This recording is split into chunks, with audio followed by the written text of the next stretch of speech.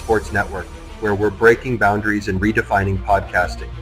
Broadcasting live on 6 different platforms, we're bringing you the latest in sports like never before. Imagine tuning in to real-time discussions, expert analyses, and fan interactions all at your fingertips. Each platform offers a unique experience, whether you're on YouTube, Facebook, or Twitch. We're not just sharing stories, we're creating a community of passionate sports enthusiasts. Join us as we dive deep into the evolution of podcasting, where every episode is a chance to engage, debate, and celebrate the world of sports. This is where your voice matters and the game never stops.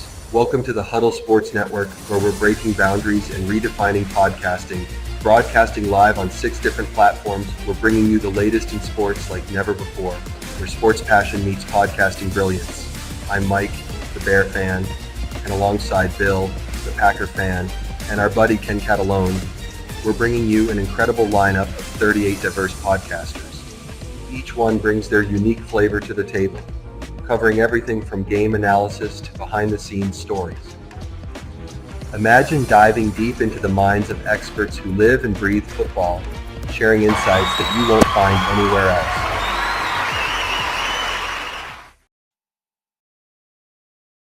Here locally in the community, make sure y'all go check out Kneecap Bodies by Jeremy Jones.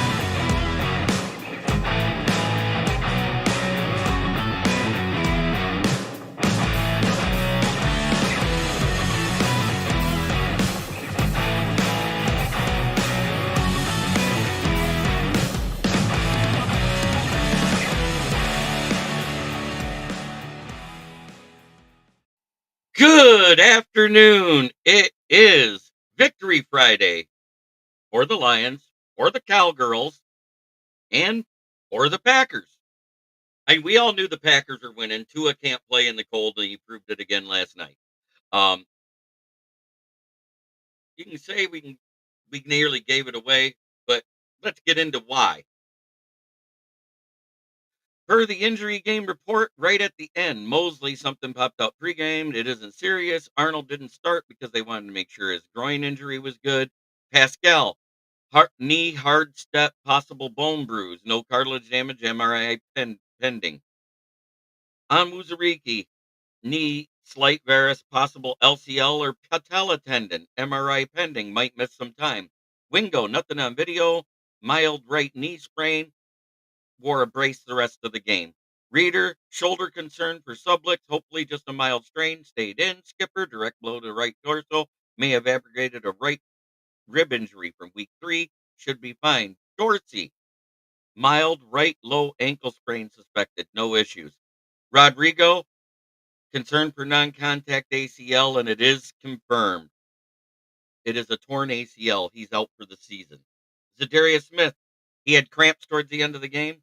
And Brian Branch had ankle pain at the end of the game. No video, no x-ray needed. It wasn't even a sprain. He just tweaked something. So we had a ton of injuries in this game, and in response to that, off of the Broncos practice squad, Brad Holmes already reached out and got us a linebacker to replace Rodrigo. He picked up Quan Alexander. The guy is a former Pro Bowler. He's been a decent linebacker. His problem has been staying healthy. But when you're digging through the practice squad, you're looking for guys that can help you right now. Yeah, I heard Everflu's got a. It was less about the Lions falling apart because we really didn't. We still scored in the second half. We were only up 16-9 at the half. It wasn't a offense is going to have to carry this team now. At least our secondary should be healthy going forward, right? Right. Well, wait, Michael Huck, before you pile on JMO, Where's the piling on St. Brown for doing the exact same goddamn thing last week against Indy? Because he did it and cost us a penalty that cost us a drive. The only reason why anybody's complaining about it is because we missed a field goal. That was the ending of that drive. We missed a field goal. St. Brown did the same thing, and he's a vet on this team. Nobody sat here and came in and complained about it last week. So I personally, he made a mistake. He owned up to it. He apologized to the team, and they're good. But the reason why the Lions won that game is this is the new book coming out this week, 100 Ways to Lose by Matt Eberflus. Say what you want, but we dined on Bear. We had we had sacks in this game. Here's Matt Eberflus. Caleb Williams trying. I got you, brother. Matt Eberflus. Oh no, you don't.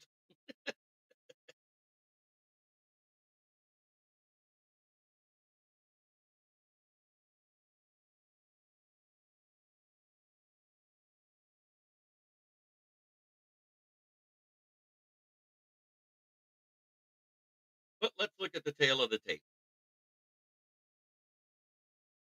No, Randall L was giving him the business. He didn't argue.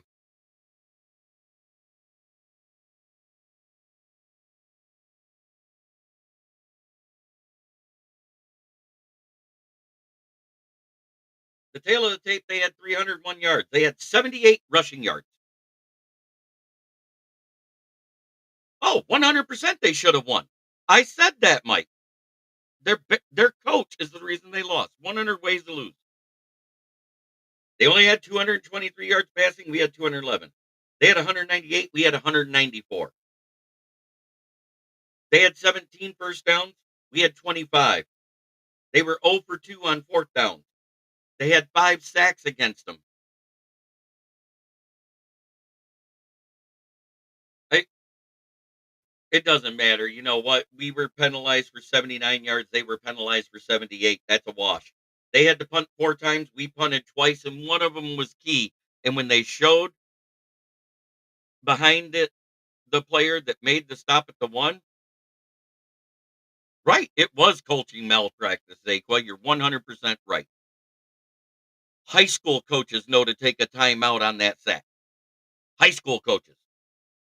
With everything that happened, a high school coach would have taken that timeout with 34 seconds on the clock. Immediately, as soon as he was sacked, boom. It was 2 seconds of Zadarius Smith celebrating before anybody even moved to get up and get into position. It took him 17 seconds to get into position from the time the sack happened. If they'd have rushed it and got to the line right away, they could have clocked it even. But they had a timeout. They didn't have to.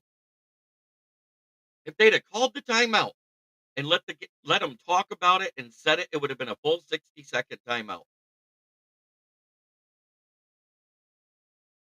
It, I'm saying it ended up not mattering, Jim Jackson.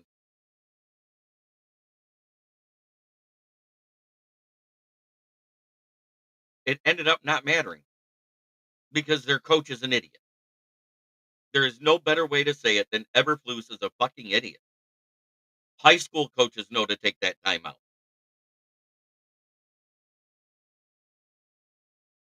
Yeah, that was awesome. You know, there was a lot of cool things that happened before the game. Eminem was there. The Shabuzi halftime show was way better than whoever the network hired last year. Jake Bates, 3 of 4.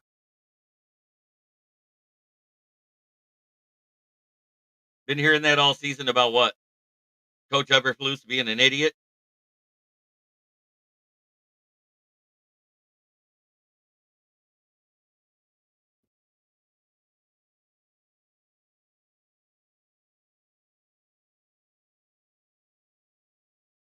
Sam Laporta, Panay Sewell, Jameer Gibbs, and Monty were the stars of the game.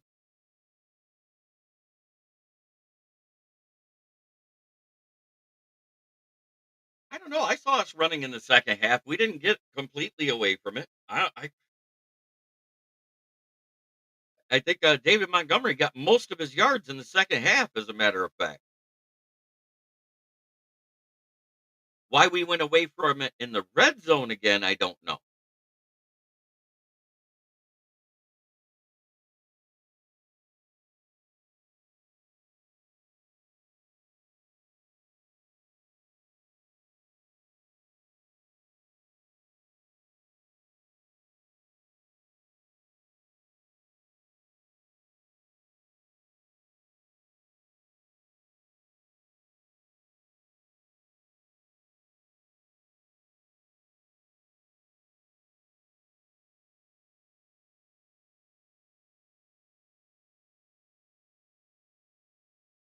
So the highest graded players between the Eberflus new book should read and should be entitled 101 Ways to Ever Lose. Um, Highest graded players were offensive line for both teams. The only three that I have from PFF so far was Panay Sewell at a 92, Frank Ragnow at 81.3, and Darnell Wright at 80.1.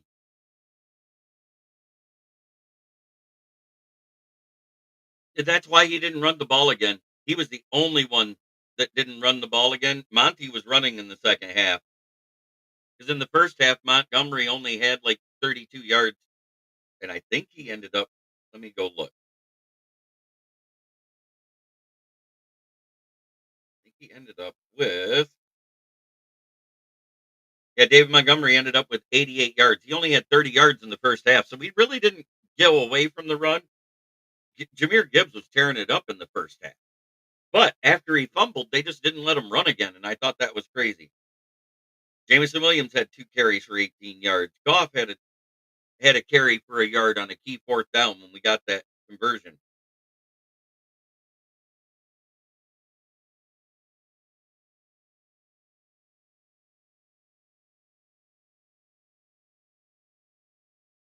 Makes you wonder why everyone, and me included, judge MCDC calls when he first came in, but Eberflus is a moron. Sorry, Bears fans. Gibbs and Davis were stars of the game. Amon-Ra St. Brown had 5 catches for 73 yards. Tim Patrick had 2 key catches for 48 yards. David Montgomery had 3 catches for 36 yards, so there's 100 yards from him from scrimmage.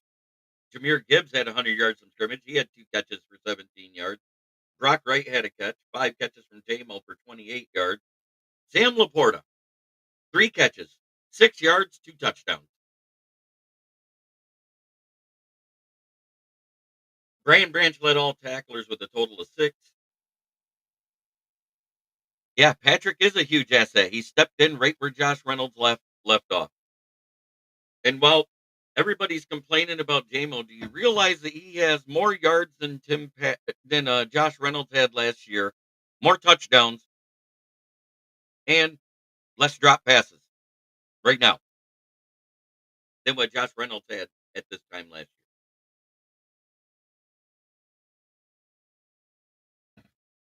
It just was different because they were stuffing it more. We were still running it on first downs and second downs. It just didn't net as much because they started playing a stuffer. They started stacking the box. And they are a good defense in the red zone, and we saw it. Khalil Dorsey had 5 tackles. Kindle Kirby Joseph had 4. Vildor had 4. Campbell had 4. Damn shame that Rodrigo was having a great game. He had 5 tackles, 2 solo, 3 assisted, and then tore his ACL at the bottom of that dog pile. Aleem McNeil, 2 tackles. DJ Reader, 4 total tackles, 2 sacks. He had a game, boys. David Long had a tackle and about 5 missed ones. I wasn't happy with him. Muhammad had a tackle, a sack, and a pass defended with his helmet. Josh Pascal had 1 tackle before his knee gave out. Ben Demon had a tackle and a missed tackle and a big penalty. Terrion Arnold had a big tackle, a big pass defended. Mikai Wingo had 2 assisted one before he went out of the game. Turner, a guy I never heard of that we called up from the practice squad, had half a sack. Was Zadarius Smith, who had 3 tackles, 8 pressures, 2 QB hits, and a sack and a half. Amik Robertson only had an assisted tackle.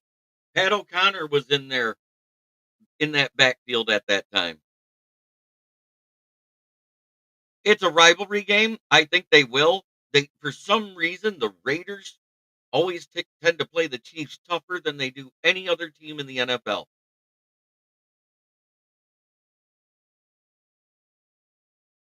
I wonder if it's because it's a rivalry game.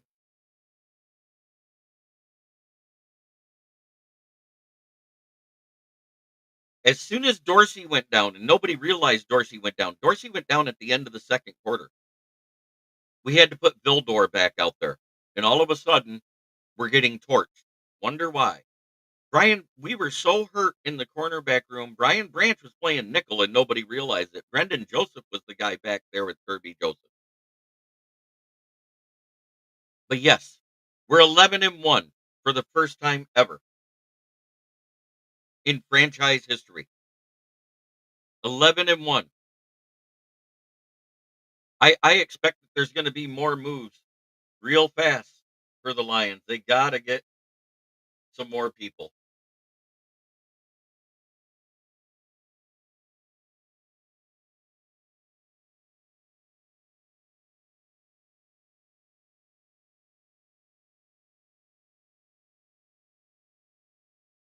I want him to go get another defensive end because we're going to need it.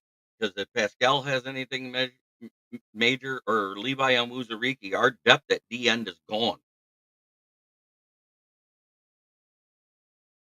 The guy I want, right? They're destroying the middle. Yes, 100%. And I don't understand why Darnell Wright got that big pass on the free pass he gave to Zadarius Smith to allow him to cream Caleb at the end of the game. Because did you see him? He just kind of olayed him. He didn't even reach out to him.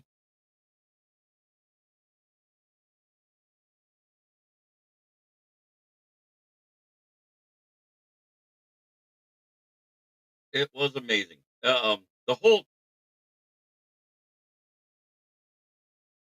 I I can't state this enough. The injuries we had is why Caleb started having success. We lost Pascal and Levi at the end of the second quarter. Then we lose Malcolm at the beginning of the third, and the whole momentum of the defense changed. We were putting guys out there. It took them a little bit to get acclimated. In case you didn't notice, I saw it until you knock the crown off our heads. You're not. You are the kings of history of the North. Yes, 100%, Michael Marsh.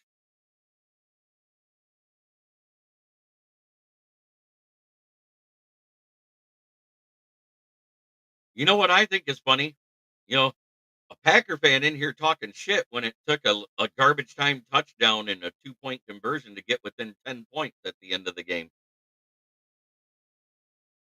The Bears played us tougher than you guys did.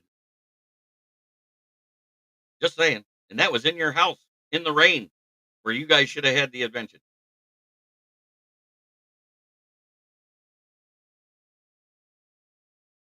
Um, I would probably take Amari Cooper versus the 49ers.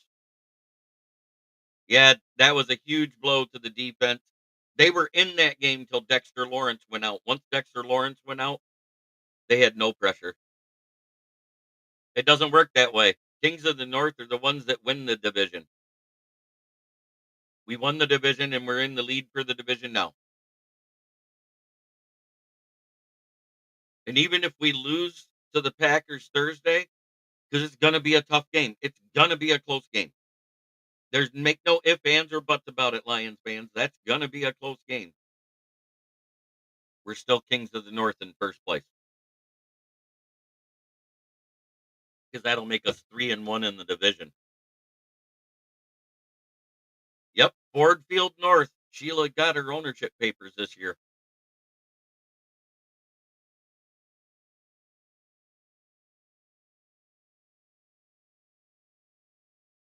But I made a bold prediction to start the season.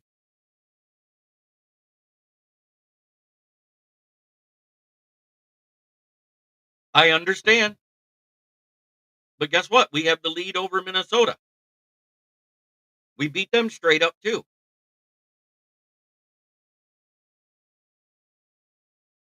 We have a 3-0 record in the division, 11-1 in the league.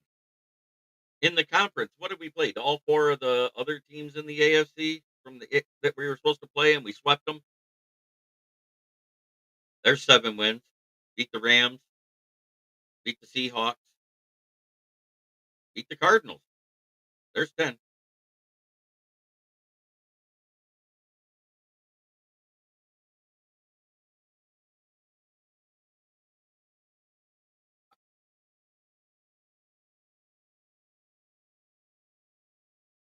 Oh, we've lost starters all season, Robert Wardell. So I don't know. I don't care.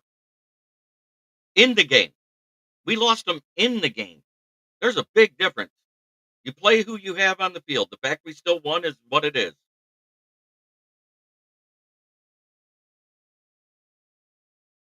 We lost starters in the game. There's a huge difference than having people just being on the IR and having people prepare all week and not be able to play. There's a big difference there, Robert Wardell.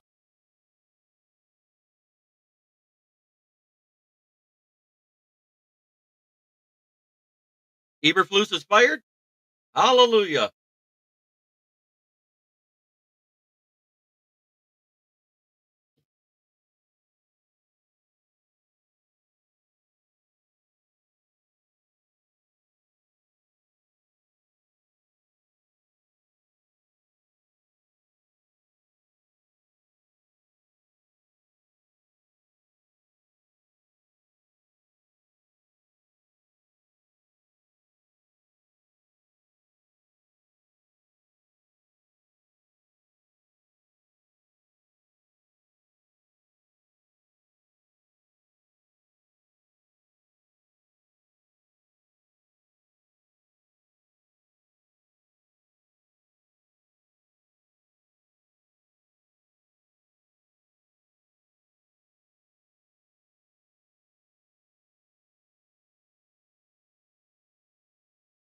It must have just happened.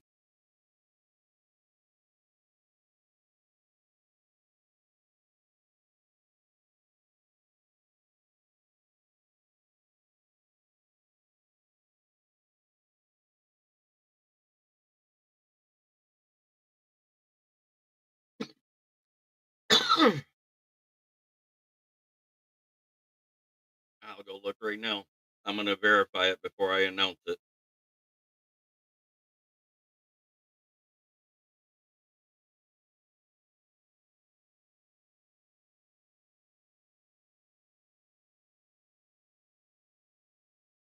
Yep. Offensive coordinator Thomas Brown now takes over as the Bears interim head coach. I'm reading it right off of X, Adam Schefter's page. Black Friday, for the first time in the 100-plus year history of the franchise, the Chicago Bears have made an in-season head coaching change, firing Matt Eberflus. Happened 3 minutes ago.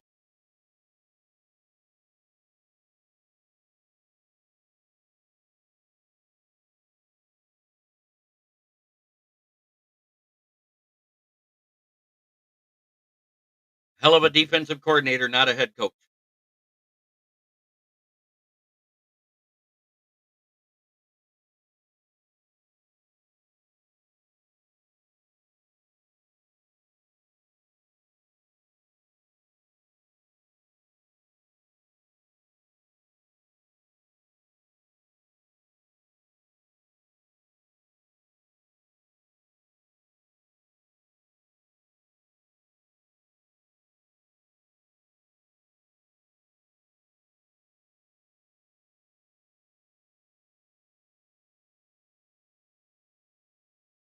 Here- Wow, it's amazing the stuff that. Damn. Yeah, so did I. I wanted him to re-sign him too.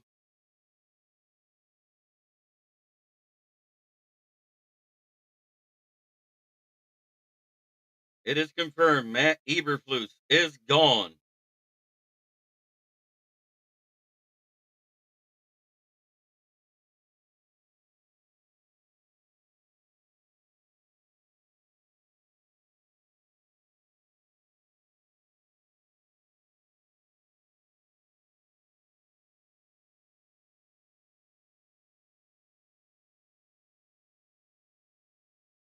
I said in the Ken and Ken show that if Ryan Poles wants to keep his job, he had to fire Eberflus.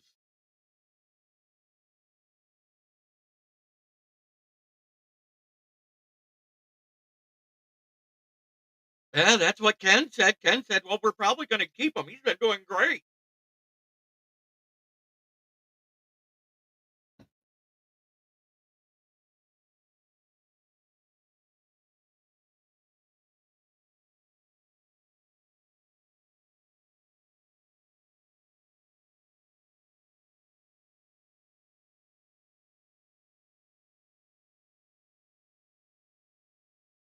Grady Whisperer to Chicago.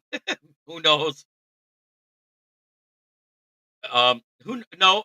Thomas Brown, the offensive coordinator, is being elevated to head coach. They're going to use an interim head coach the rest of the season. We'll see what they do in the offseason. I still think Flus is gone.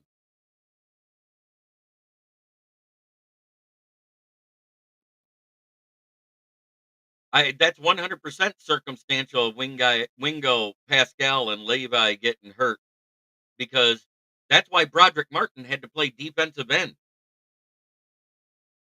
I don't know if you noticed that, but when Reeder was getting through, that's because Martin took on the left tackle and the left guard at the same time, and it freed him up because Darius Smith and Aleem was tied up on the right side.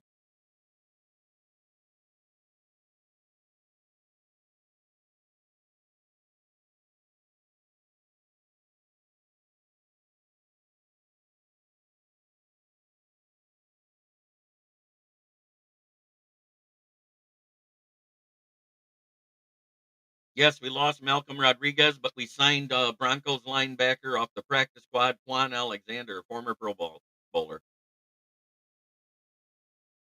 I don't know. I put it up last night. I've been live.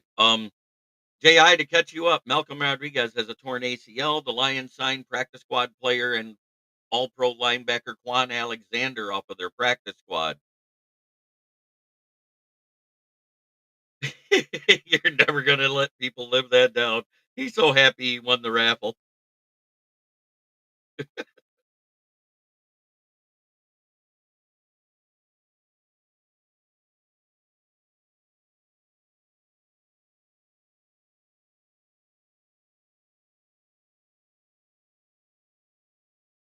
So Malcolm Rodriguez is out for the year. We're waiting to hear what Pascal and Levi Onwuzurike are dealing with.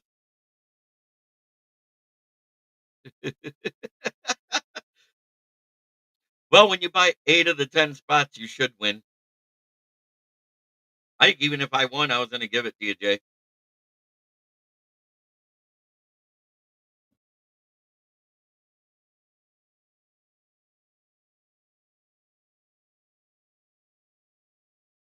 Yeah, that's a big hit. But we picked up Quan Alexander. Matt Eberflus was just fired, and they elevated Thomas Brown, the OC, to head coach.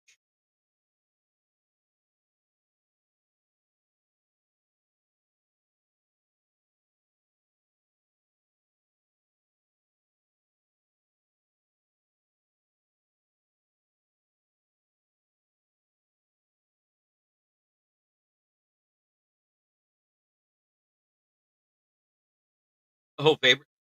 Uh, Less about favoritism and more about the fact. Yes, yes, sir, Pensman. It was a gritty win.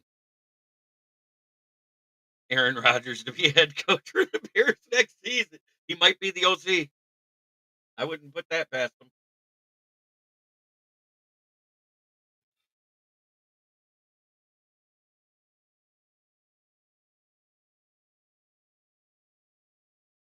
But Let's look at the Bears stats from yesterday because, I want to go into that because it's important.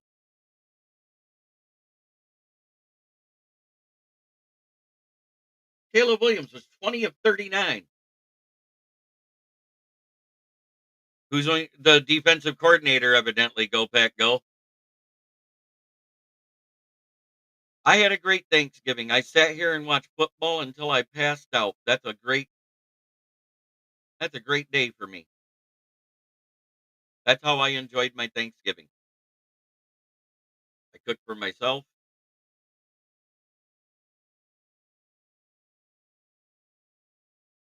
Yeah, I know our dreams are dashed, Sarah. It happened already. I told you it was probably happening today.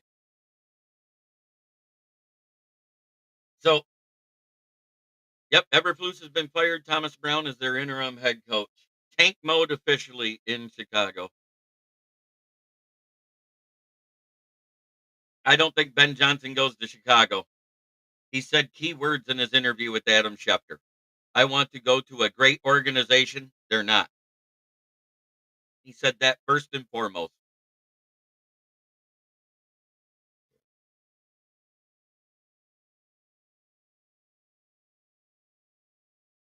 I wasn't. I told you guys.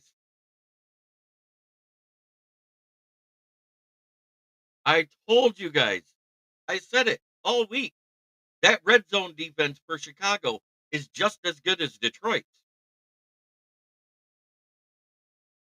But nobody wanted to listen to me. But 20 of 39 for 256 yards and three touchdowns. He's the first quarterback to throw any touchdowns more than one versus the Lions this year.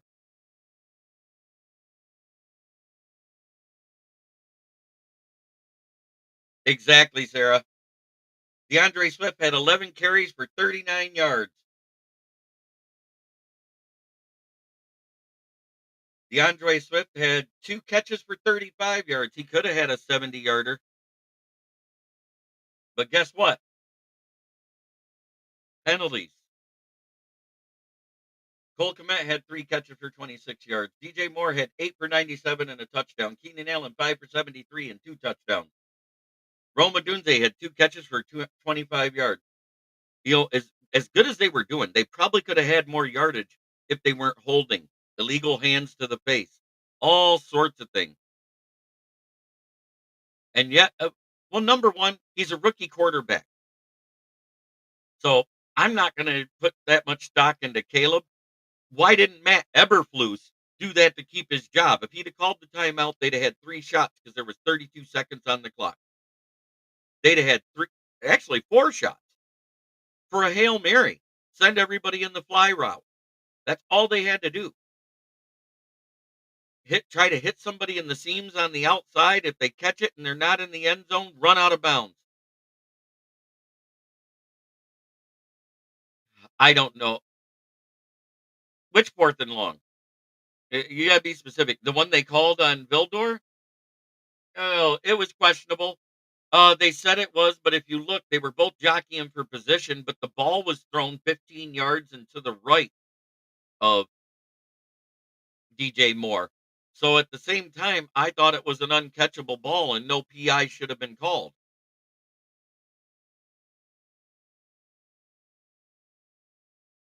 Eberflus should have. I know. Oh, we got somebody popping in. Who we got? I got somebody without a camera. Oh, it's Ken. Hey, I'm smoking Jeremy B again. Hey, I'll be smoking Jeremy. You can see my name. Hey, breaking news if you didn't already see it. I already broke it. Okay, so I had to come on because it always happens after we go off air. It's noon. It's noon. Noon is the perfect hour for breaking news. It's like after we do a show, whether it be an evening show or a day show, whatever, it happens, right? So the Bears did something they've never done in 100 plus years of history, right? I know.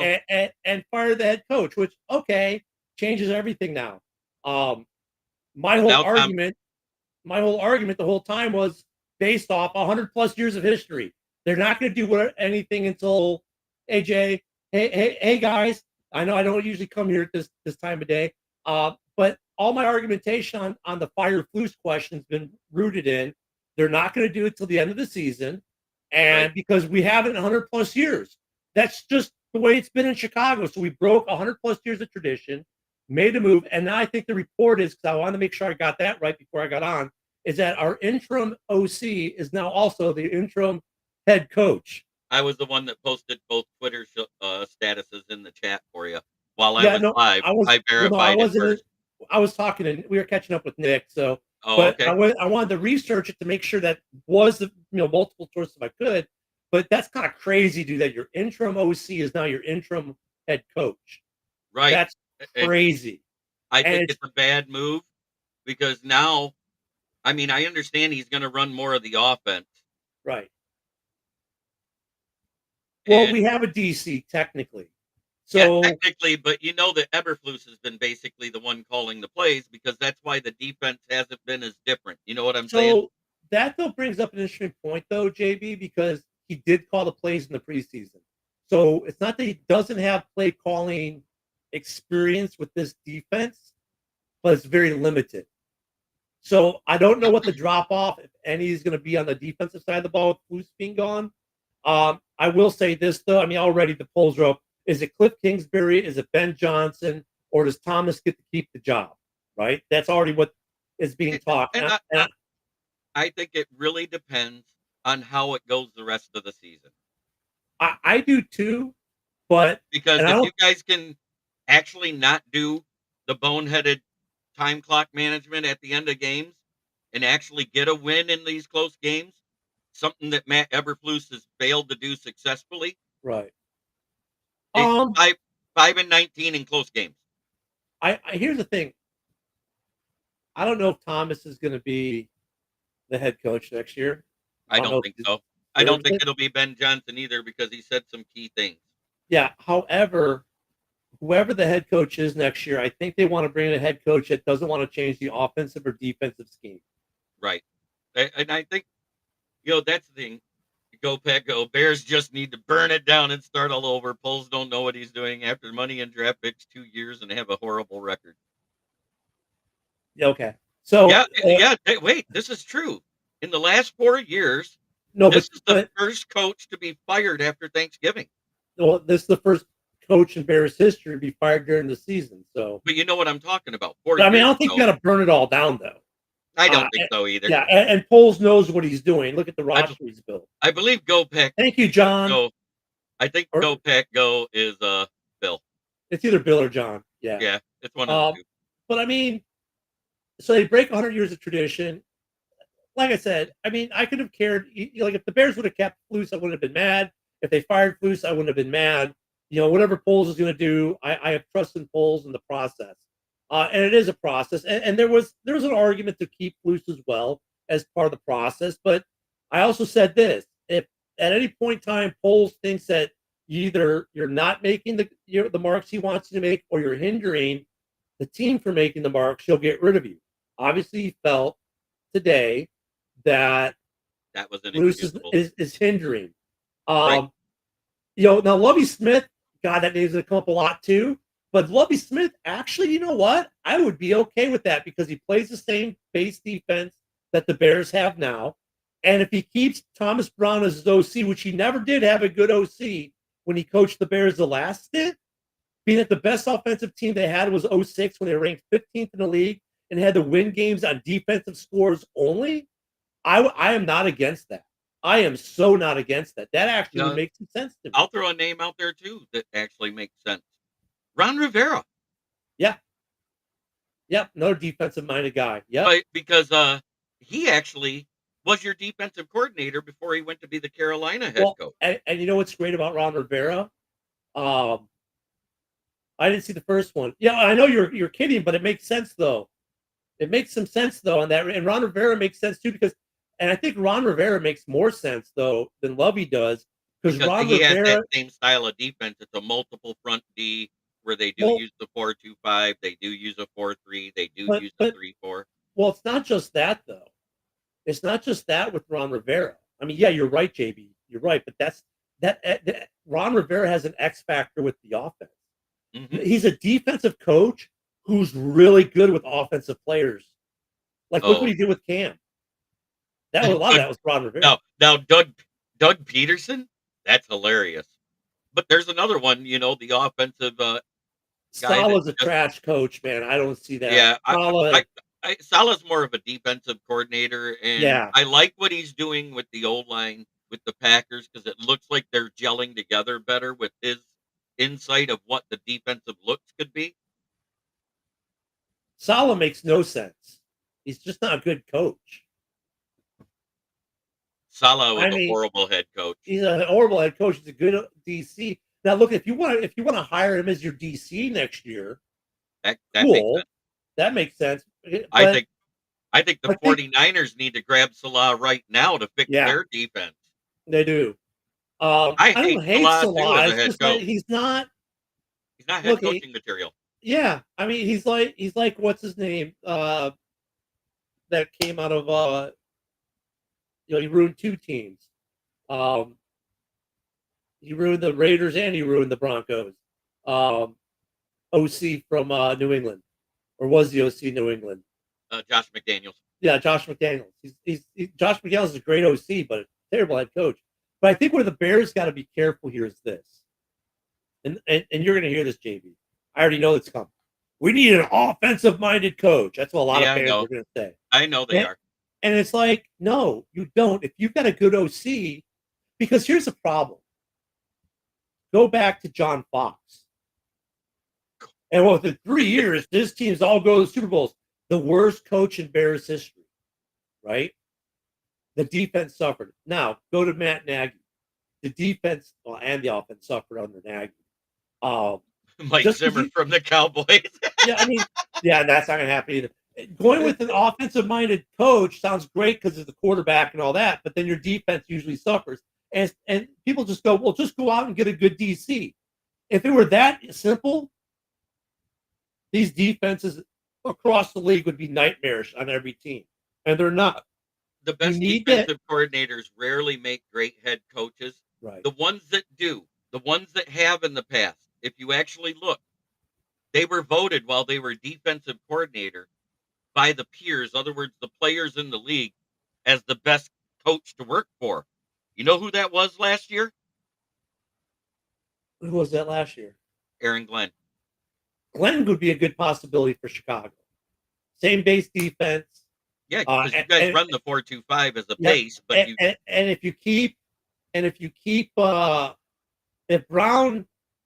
keep Brown as your OC with the scheme and the playbook, I think you can achieve somewhat. Maybe you haven't totally broken the cycle, but you have mitigated the cycle. Does that make sense? Yep. So yeah, Jay, I know you are. That's okay though. Yeah, there's people laughing at it, but you know what? It is what it is. It's so.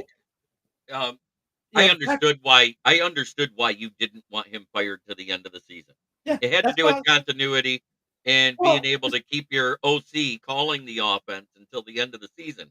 Now that he has to take on head coach duties, he might not be able to do all of that as much. Right. Now the play calling might not change as much with his assistant, but your assistant has only had 2 games as a passing game coordinator, so he has no experience in the rest of the offensive coordinator position. He's got 3 games of that, and here's the thing: you take him from the booth, now he's on the sideline. That's a big change, right? Where you might not recognize the coverage looks as much. You might not recognize the defensive fronts and what a team is doing. We've talked about this. We understand football, And I sit there and goes, I said it. Did I not say it in your chat? I said if Poles wants to keep his job, he might have to fire Flus before Monday. And I wasn't joking when I made I don't think it was. I don't think Poles had to worry about his job as much as he talked. They had the press conference right before we went on air, and then they talked afterwards, and he obviously said something or heard something that's just like, nope, we can't do this anymore. I don't think it was more about Poles has never been. Poles has yet to make a move based on his job. He's making moves based on what he thinks is right. So I don't know if Poles has never made that motivation a pick, a move based on that kind of personal motivation. I guess what I'm trying to say, but I don't know honestly if in one way, JB, I would have rather have had Flus than to deal with all this crap for the rest of the season and just Mhm. let the OC, let Brown be the OC and see what he's got as to be the permanent OC, and then go. And then if he looks like he was going to be the permanent OC, go get a coach. Now you put yourself in a position. If he's the interim head coach, how do you keep him as the OC next year? Right, because now you can't make that case because he won't be doing all the play calling. You know what I'm Well, saying? They, Because you even if even here's the problem though. It goes a step further than that though, JB. It's like so. Let's say I bring in a defensive minded head coach next year, and I want to keep Brown as the OC. I can't do that because he was just the head coach, and now you could have player division. You could have things were better when he was the head coach, and that's in the building. And so now either Brown is going to be the head coach next year, or he's out of Chicago. right, that's what I was getting at. You know, you were looking at it from the continuity standpoint of everything else next year. You were happy if Flus stayed to the end of the season, cut cut bait with Flus at the end of the year, and then hire Yeah, another coach. But there was proof of players not liking Flus over the last 4 weeks that came out in reports here and there, and you know that. you know what, Don? That's a good one. We're on a mini buy, and I look at this whole thing. The Bears have not officially said Brown is the interim. Everyone's just reporting it. I No, don't think have they done a press release on it? I Adam didn't see the Schefter press reported the that, Bears have announced. okay, but Schefter I half believe half the time. But Well, look it he's been if right about the coaching shit if if if, if 99.9% of the look it time. but what I was going to say, it's a bye week. If they could get on the phone with Vrabel and hire him for the rest of the season right now, as I would do it, and then let Brown just be the OC. For me, that helps the continuity thing that I'm talking about for next year. But if Brown is in fact the interim OC is now the interim head coach, I think Brown's situation in Chicago just went to you're either the head coach next year or you're out of Chicago. Right. It's kind of like Antonio Pierce there in Las Yeah, Vegas. So unless the players go to bat for him at the end of the season, I think they will, but based on I'm what just we've saying, seen already. unless that happens, he won't be there. Is what Now I'm look getting at at. with our current DC. Yeah, he was a DC in name only, really. Right. But if he can maintain or Improve. improve the play calling, then and let's say the Bears win 2 or 3 of these last couple 5 games or so. Um, I have a I quick could see a question. Why are you guys playing so much zone this year versus the man you played I mostly don't know. last year? I don't know. Maybe that's Because that's maybe, why teams have been able to move the ball right. against you because most QBs are better against the zone We're than it's they are funny. against man. Go look up the Bears. Go to PFF and look up the Bears. When you look at the lineups and you look at them in base, it's all green. If you go to nickel, it's yellow and red. Right. It's like, dude, Those are yeah, man guys in the nickel. yeah, You know, yeah, we've talked about this square yeah, peg yeah. round holes. We've It's talked like about this. dude. So I mean, the only situation I could see for Brown to retain, and there's a path, obviously. If look, if the Bears would say if the players go to bat for him, like you say, JV, and they rally off and win 2 or 3 games, and the defense stays at the level or improves, I could see a situation where I don't even know who our DC's name is right now because that's how much of a non-DC he's been with Right. Bruce being there. But all if he's he if, all he's done for Everflus is game coordination. and Is what hold I've heard. meetings and And hold hold meetings, meetings. yeah. Right. So, but if he can become the DC actual, and Brown can handle being the head coach and keep the offense rolling like it's been rolling, then yes, I could see this being a permanent thing. The question is going to be is that going to happen? But when Isaac tried to say that that was a 70-yard run, he forgot that that was negated by a penalty because Yeah. it actually was a screen pass that went for 70 yards, and Well, I that mean, and that was yeah, the penalty on Darnell Wright, if I remember right, the right I think tackle because he so. held Zadarius Smith. Yeah, the officiating in that game was just It was off on both sides. it was There was horrible. non calls and bad calls Yeah, on both sides of the ball.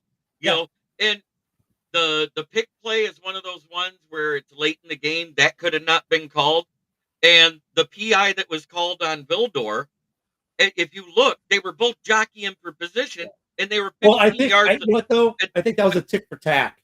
That one was tick for tack. it totally was, and I They said that. negated each other. Yeah, they Right. negated each other. That was Yeah. to negate each other. So And I then, mean, and then you had the horrible sack.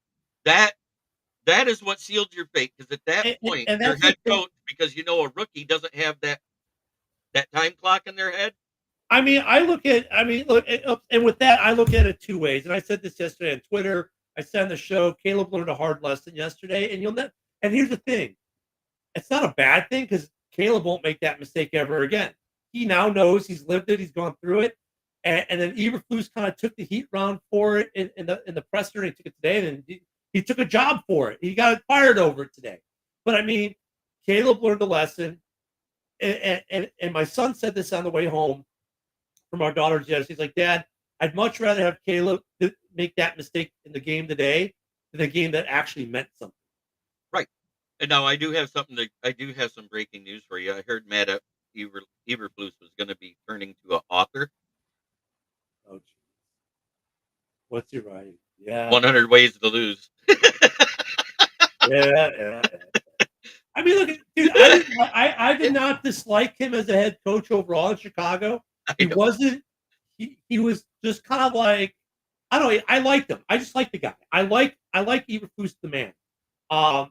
His demeanor was good. Here's what I can tell you. His demeanor was good. Yeah. Despite a win or loss, he was very even keel. Yeah. What I did like about him is the way he treated his players. Yep. What I didn't like about him was his record in close games. And that's where I'm at with it. And his record overall. Myself, Caleb got his coach fired. No, no, Sarah's comment's better. I know, Caleb Williams, first player in history to get 2 coaches fired in one season. That's great. Yeah. But no, Caleb wasn't the reason he got fired, though. But you could say that was true for the OC, but maybe not the head coach. But Sarah, he's the next Aaron. Hey, you know what though? I'll take that if it gets us a trophy or two. You know what I'm saying? No, I mean it's an interesting situation. I am kind of surprised they did what they did today because we've never done it before in our history. But I don't know. I mean, I'm torn on. I get it. The fans were at such a fever pitch, but I don't know how much of that fan pitch, media fever pitch is just fuel for clicks, likes, and to be mad versus. I think what McCaskey and Poles are looking at is the reaction of every post-game show across the league yesterday. Every single one of them. On one hand, though, who cares? They're not your organization. I understand, but when you got former coaches like Super Bowl winners and Jimmy Johnson, Bill Cowher, and they're going, man, this is high school coaching 101. You take the bats back and you got to call the timeout. And then there's always stuff that goes on that obviously we're not privy to in the locker rooms and the coaches in the meetings and stuff like that. But I mean, I liked Flus as a man. I liked him overall as a coach. I thought his defense is phenomenal. Right. I wonder if they asked him if he'd stay on as DC. No, they probably didn't. But he did some good things in Chicago. He moved the needle along in Chicago, I think, a little bit. Josh McDaniels should never have a head coaching job anywhere in the NFL ever again, Sarah. Now, if the new coach hired Josh McDaniels as an offensive coordinator, I don't think Ken would mind that at all. No, he's shown to be a pretty good OC. He was one of the best OCs in the league. But here's the problem, though, with that. Tom Brady. No. I go back to Lovie Smith. Lovie Smith brought in Mike Martz, who was the designer of the greatest show on turf, who at the time was regarded as one of the best OCs in the league. And he came to Chicago, and his offense sucked.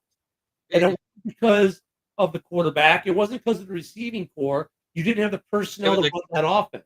Right. Mike Martz. It was the same as when Steve Mariucci became the head coach of the Lions. Yeah. You know what I'm saying? Yeah. We didn't have San Francisco's roster. Yeah. So that didn't fit us. We hired his old. I mean, look at this Bears job. Honestly, Here, here's Pesman Sports says he will trade you Arthur Smith for a first-round pick. here's the thing that's different though for the Bears in this head coaching search that hasn't happened as far as I can remember.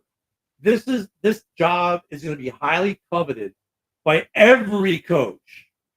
Usually, when the Bears head coaching job comes up, it's like, oh, they suck. Do I really want to go through that? This is a team that's got a great buzz and excitement because of Caleb and what they've done the last 3 weeks in playing against the NFC North, losing 3 games against the best division of football by a combined total of 7 points. Trust me, this is the head coaches, good ones are going to want to come here. Unlike in the past where it's like, oh, I really want to go to Chicago. So that's the good thing about this. The Chicago will probably have first right of refusal on any coach they want. Right.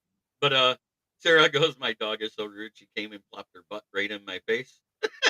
Dude, Sarah, don't you have a cat? Cats will come up and push you out of you get on the top of your laptop and say, here, look at my butt. That's what cats do. Yeah, you I know. Have a cat or a dog? Yeah, she has a dog. But anyways, it is that time where I do have to go through this.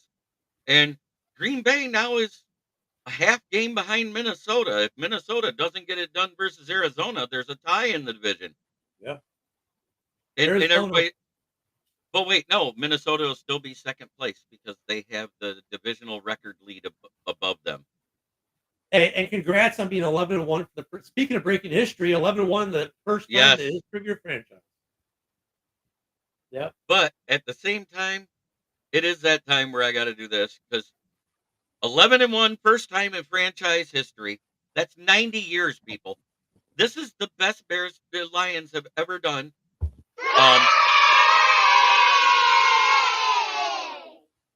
And that's the only one I'm going to show because the rest of the record doesn't matter till the week's done. Thank you. And that's back-to-back-to-back winning seasons for Detroit for the first time in franchise history. And I'm not saying this is the greatest team ever. We have faults. I talked about them before you even jumped in the show. Yeah, Gruden would be a great pick. Ken would jump out. He'd be coming in here like he took a blue chew. I've loved Chucky since he was a Raiders coach. Are you kidding? Chucky's the dude. In fact, I'm friends with him on Twitter. I'm going to be hitting his inbox today. Like, dude, you're going to Chicago, right? In fact, let me do that right now. What are you talking about? I've been asking him to come here to help us DC with I'm going to message Gruden right now. I've been talking to him on his podcast. But it is time for me to do my sponsor. My paying sponsor is Brandon Service at the corner of South Grand Traverse and West Atherton Road, 602 West Atherton Road. In Flint, where the water's shit, but the tires are good. Stop in and check us out. Used tires, $45 and up, depending on size and condition. New tires, call to get your quote, 810-233-8230. Talk to George, Red, or myself. New tires are delivered within 1 to 2 business days. If you mention this ad, you will get a discount on any tires purchased at Brandon's.